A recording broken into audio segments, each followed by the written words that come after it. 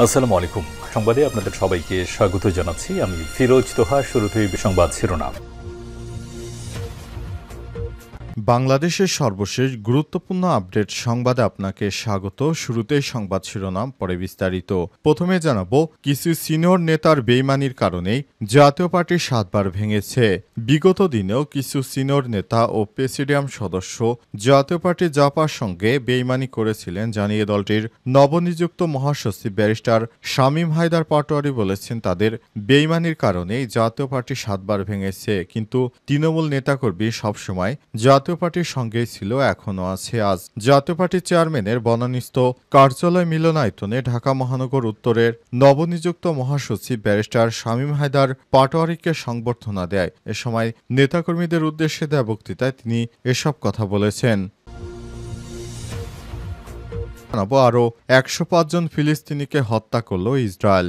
Israeli বাহিনীর অব্যাহত হামলায় গাজার বিভিন্ন এলাকায় গত ২৪ ঘণ্টায় কমপক্ষে নতুন করে ১০৫ জন নিরীহ ফিলিস্তিনিকে হত্যা করেছে ইহুদিবাদী ইসরায়েলিরা। এই হামলায় অন্তত ৫৩০ জন আহত হয়েছে। গাজা ভূখণ্ডের স্বাস্থ্য মন্ত্রণালয় তথ্য নিশ্চিত করেছে।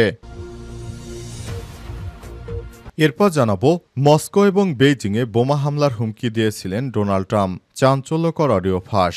ইউক্রেনে হামলা ঠেকাতে মার্কিন প্রেসিডেন্ট ডোনাল্ড ট্রাম্প রুশ প্রেসিডেন্ট ভ্লাদিমির পুতিনকে কড়া বার্তায় হুমকি দিয়েছেন। তিনি বলেছিলেন, পুতিন ইউক্রেনে হামলা করলে তিনি মস্কোকে বোমা মেরে প্রতিশোধ নেবেন এবং তাইওয়ান ইস্যুতে চীন যদি তানকে হামলা করে তাহলে যুক্তরাষ্ট্র চীনের উপর বোমা হামলা নিক্ষেপ করবে বলে এই ঘোষণা দিয়েছিলেন ডোনাল্ড ট্রাম্প। আজ একটি গণমাধ্যম সিএনএন বিষয়টি নিশ্চিত করেছে।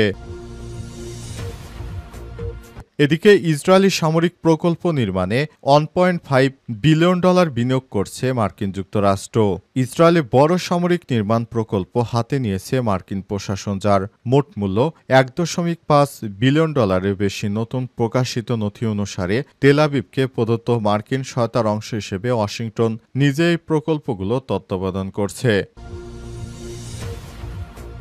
এদিকে ভারতীয় যুদ্ধবিমান বিধ্বস্ত, 2 পাইলট নিহত। ভারতীয় বিমান বাহিনীর একটি জাগুয়ার যুদ্ধবিমান বিধ্বস্ত হয়েছে, এতে 2 জন পাইলট নিহত হয়েছে। আজ 1:25 দিকে এটি ভারতের রাজস্থানের চুরু জেলার ভানোদা গ্রামে বিধ্বস্ত হয়। স্থানীয় থানার ইনচার্জ রাজালস ডেসার কমলেশ সংবাদ সংস্থা পিটিআইকে তথ্য নিশ্চিত করেছে। বিমানটি কৃষি জমিতে বিধ্বস্ত হয়। কিছু সিনিয়র নেতার বেইমানির কারণেই জাতীয় পার্টি 7 বার ভেঙেছে। বিগত দিনেও কিছু সিনিয়র নেতা ও প্রেসিডিয়াম সদস্য জাতীয় পার্টি জাপার সঙ্গে বেইমানি করেছিলেন জানিয়ে দলটির নবনিযুক্ত মহাসচিব ব্যারিস্টার শামীম হায়দার পাটোয়ারি বলেছেন, তাদের বেইমানির কারণেই জাতীয় পার্টি 7 বার ভেঙেছে। কিন্তু তৃণমূল নেতাকর্মী সবসময় জাতীয় পার্টির সঙ্গেই ছিল, এখনও আছে। আজ জাতীয় পার্টির চেয়ারম্যানের বনানীস্থ কার্যালয় মিলনায়তনে ঢাকা মহানগর উত্তরের নবনিযুক্ত মহাসচিব ব্যারিস্টার শামীম হায়দার পাটোয়ারিকে সংবর্ধনা দেয়। এ সময় নেতাকর্মীদের উদ্দেশ্যে দেয়া বক্তৃতায় তিনি এসব কথা বলেছেন। শামীম হায়দার পাটোয়ারি আরও জানান, গত 25শে জুন জাতীয় পার্টির নেতাকর্মীরা ঢাকায় এসে জাতীয় পার্টির চেয়ারম্যান গোলাম মোহাম্মদ কাদেরের প্রতি অকুণ্ঠ সমর্থন প্রকাশ করেছেন। সেই দিনই জাতীয় পার্টির আগামী দিনের পথ চলার ফয়সালা হয়ে গেছে। এ সময় তিনি আরও বলেছেন, জাতীয় পার্টির চেয়ারম্যান গোলাম মোহাম্মদ কাদেরের সততা ও স্বচ্ছতা প্রমাণিত। 5 বছর গুরুত্বপূর্ণ 2টি মন্ত্রণালয়ের মন্ত্রী ছিলেন তিনি। তার বিরুদ্ধে কেউ একটি দুর্নীতির অভিযোগ আনতে পারেনি। বিগত আওয়ামী লীগ সরকারকে তিনি কর্তৃত্ববাদী সরকার বলতেন। আওয়ামী লীগ বারবার চেষ্টা করেও জেএম কাদের বিরুদ্ধে কোনো দুর্নীতির মামলা করতে পারেনি। নবনিযুক্ত মহাসচিব আরও বলেন, 2014 সালে জাতীয় নির্বাচনে পল্লীবন্ধু হুসাইন মোহাম্মদ এরশাদ বর্জন করেছিলেন। মন্ত্রী থেকেও বেশিরভাগ জাতীয় পার্টির 90% প্রার্থীদের নিয়ে সেই নির্বাচন বর্জন করেছিলেন গোলাম মোহাম্মদ কাদের। তখন সরকার জিএম কাদেরকে মন্ত্রিত্ব দেওয়ার প্রস্তাব দিয়েছিলেন। ইচ্ছে করলে 2 থেকে 4 জনকে মন্ত্রী বানাতে পারতেন তিনি। কিন্তু 2014 সালে নির্বাচন বর্জন করে 5 বছর সংসদের বাইরে থেকেও দেশে মানুষের পক্ষে কথা বলেছেন তিনি। এ সময় শামীম হায়দার পাটোয়ারি আরও জাতীয় পার্টির অনেক গুণগান গান। বিশেষ করে শামীম পাটোয়ারি তিনি বিভিন্ন টক শোতে তার দলকে ফেরেস্তার সঙ্গে সমতুল্য হিসেবে হয়তো প্রকাশ করতে চান। আরও ১০৫ জন নিরীহ ফিলিস্তিনিকে হত্যা করল ইহুদিবাদী ইসরায়েল। ইসরায়েলি সেনাবাহিনী অব্যাহত হামলা গাজার বিভিন্ন এলাকায় গত ২৪ ঘণ্টায় কমপক্ষে নতুন করে ১০৫ জন নিরীহ ফিলিস্তিনি নিহত হয়েছে। আরও অন্তত ৫৩০ জন আহত হয়েছে। গাজা ভূখণ্ডের স্বাস্থ্য মন্ত্রণালয় তথ্য নিশ্চিত করেছে। এক বিবৃতিতে মন্ত্রণালয় জানায়, নিহতদের মধ্যে অন্তত ৭ জন ত্রাণ প্রার্থী ছিলেন। ত্রাণ সংগ্রহের সময় তাদেরকে ইসরায়েলি বাহিনী আঘাত হানে। এই ঘটনায় আহত হয়েছে আরও নতুন করে ৫৭ জনের বেশি। ২০২৩ সালের ৭ অক্টোবর থেকে শুরু হয় ইসরায়েলি আগ্রাসনে এখন পর্যন্ত মোট ৫৭,৬৮০ জন ফিলিস্তিনি নিহত এবং ১,৩৭,৪০৯ জন আহত হয়েছে। বিশেষভাবে উদ্বেগজনক হচ্ছে গত ২৭ মে যুক্তরাষ্ট্র ও ইসরায়েলের সমর্থনে চালু হওয়া তথাকথিত মানবিক সহায়তা সরবরাহের পর থেকে এখন পর্যন্ত ৭৭৩ জন ত্রাণ প্রার্থী নিহত হয়েছে। পাশাপাশি ৫,১০১ জনের বেশি আহত হয়েছে, যারা সাহায্যের জন্য অপেক্ষা করছিলেন। এই তথাকথিত ত্রাণ ব্যবস্থাকে শুরু থেকেই বিপজ্জনক প্রহসন বলে অভিহিত করেছে আন্তর্জাতিক মানবাধিকার সংস্থাগুলো। ত্রাণ সংগ্রহের সময় ইসরায়েলের এসব হামলার পর সাধারণ নাগরিকদের মধ্যে চরম আতঙ্ক এবং নিরাপত্তাহীনতা সৃষ্টি হয়েছে। ফিলিস্তিনের স্বাস্থ্য মন্ত্রণালয় আন্তর্জাতিক সম্প্রদায়কে আহ্বান জানিয়েছে যাতে করে এই গাজা যুদ্ধ বন্ধ হয় এবং ইহুদিবাদী ইসরায়েলিরা আর কোনো ধরনের হামলা না চালাতে পারে। মস্কো এবং বেইজিংয়ে বোমা হামলার হুমকি দিয়েছিলেন ট্রাম্প। চাঞ্চল্যকর অডিও ফাঁস।